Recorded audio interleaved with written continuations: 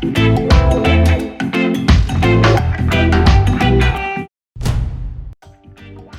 hey, hey, it's Nikita at Words with Faith Life Music. We are here with a new episode where we give you biblical perspectives on real life matters because your life matters. Hear this. So last week we spoke about David and what he did when he was going through trouble and anguish feelings and how he ultimately ran to God and gave his all. Well, today I'm going to flip the script. What do you do when someone else is going through trouble? Do you listen to their problems as if you could solve them, or do you actually point them to Christ, point them to God, and kind of teaching them that, hey, put your trust in God, not in men? Well, we're going to another psalm today, and that is Psalm 62. And particularly, we're going to look at verse 5 up to the end.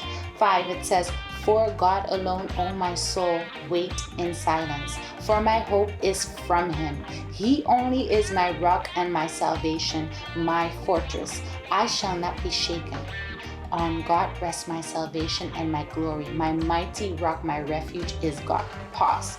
Now this is David, once again affirming himself in the Lord. Again, reminding himself that who is his rock and salvation? God. He shall not be shaken. His salvation rests on who? On God. Who's the mighty rock? God again. Who's his refuge? God again. But what I love about the next thing is, as he's teaching himself, encouraging himself in the Lord, he flips the script and then he says this to his people, right? So this is showing leadership. This is showing teaching other people to trust God. He says in verse 8, "Trust in him at all times, O people." Oh, you, insert your name yourself. Oh, me, trust in God. Pour out your heart before him. God is a refuge for us, Selah. Now, instantly, he's turned his own way of relationship with the Lord that is personal and saying to other people, we need to trust in him. When? All times. Not only in the little times, every moment of your life, trust in God. And then he tells them to do what? Feelings, pouring them out. Pour out your heart before him, before God.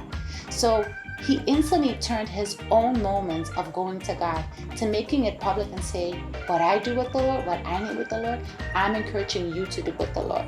But then next thing he also says, where should we not put our trust, right? Verse 9, "Those of low estate are but a breath. Those of high estate are delusion. In the balances they go up. They are together lighter than a breath. Put no trust in extortion. Set no vain hopes on robbery. If riches increase, set not your heart on them." I love that because he makes it very clear we should not do this. So one, he teaches what to do, and two, he also warns what we shouldn't do. So once again, we see great integrity and great habits of a good leader. So as a friend, whoever you are today, whoever you deal with today, if someone comes to you today with their troubles, yes, be a listening ear, but also, are you pointing them to God? Are you encouraging them to have time in the Lord?